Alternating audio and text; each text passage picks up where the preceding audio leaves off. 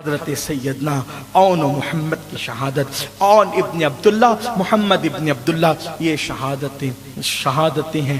اللہ اکبر۔ حضرت سیدہ زینب پاک یہ امام علی مقام کی بہن ہے اور عمر میں امام علی مقام سے کم تھی، لیکن بہن اور بھائی میں اتنا پیار تھا، اتنی محبت تھی کہ بھائی نے کبھی بہن کی بات نہ ٹالی۔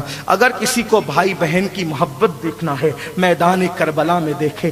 سیدہ زینب نے جب خاندان کے بہت سے شہزادوں کو شہید ہوتے دیکھا تو اپنے بیٹوں سے حضرت اون محمد سے کہا کہ ادھر آؤ، اور اس کے بعد پھر اپنے ہاتھ سے چھوٹے چھوٹے ننھے بچوں کے سر پہ امامہ باندھا، ننھی سی تلوار دی۔ جعفر طیار کے پوتے ہیں یہ اون محمد جو ہیں، کیا رشتہ ہے، علی مرتضیٰ کے سگے نواسے اور جعفر طیار کے سگے پوتے۔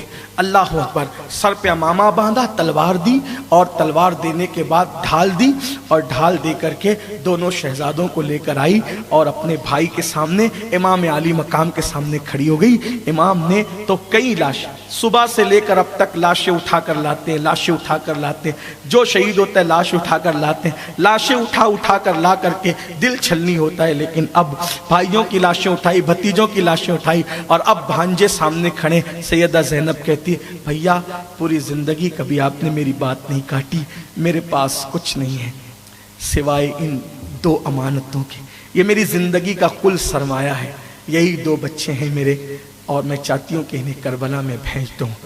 غور کریں، یہ جو دین ہے، دین جس دین کی ہم بات کرتے ہیں، دین چندوں سے نہیں پھیلا۔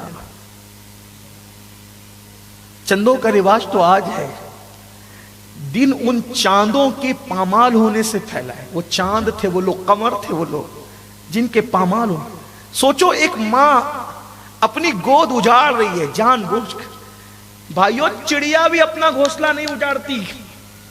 کبھی غور کرنا کربلا کو، یوں ہی روا روی میں کربلا بیان نہیں کرنا چاہتا، نہ کبھی کیا۔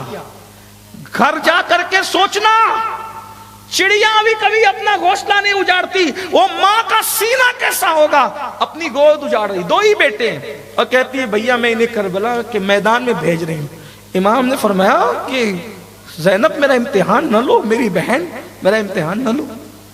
تو کہتی ہے اگر تم نے فاطمہ کا دودھ پیا ہے تو میں نے بھی تو پیا ہے، تمہاری تربیت اگر فاتح خیبر کی گود میں ہو تو میری بھی تو تربیت فاتح خیبر کی گود میں ہو۔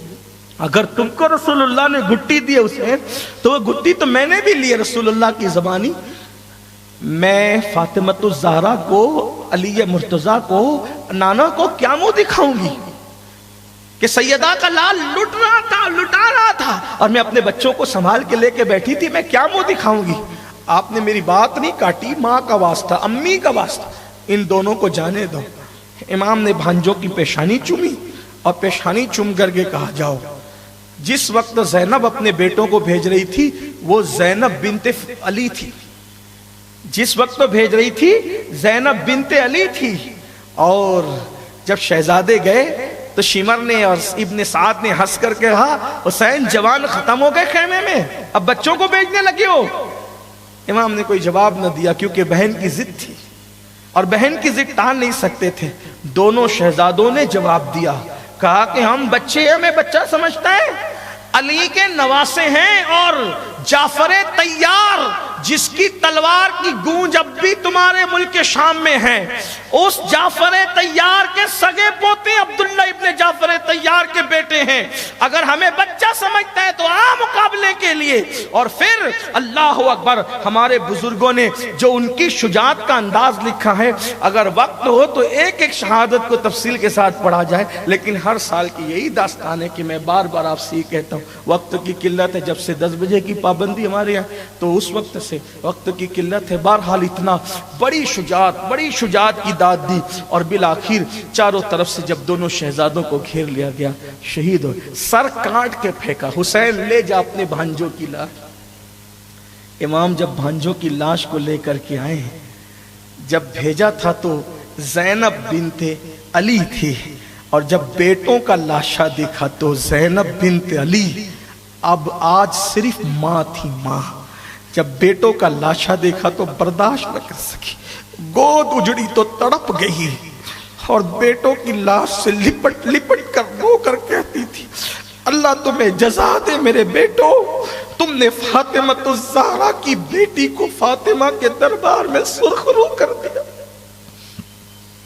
ابھی امام یہ صدمہ برداشت کر رہے تھے، بہن کو تسلی دے رہے تھے۔ ایک ماں کا ایک بیٹا جاتا ہے تو اس کے دل پہ کیا گزرتی ہے، جس کی گود ہی اجڑ گئی، جس کی نسل ہی اجڑ گئی۔ دونوں بیٹے تھے، دونوں شہید ہو گئے، گردنیں کاٹ دی گئی، لاشیں پھینکے گئے، لے جا اپنے بھانجوں کے لاشوں کو۔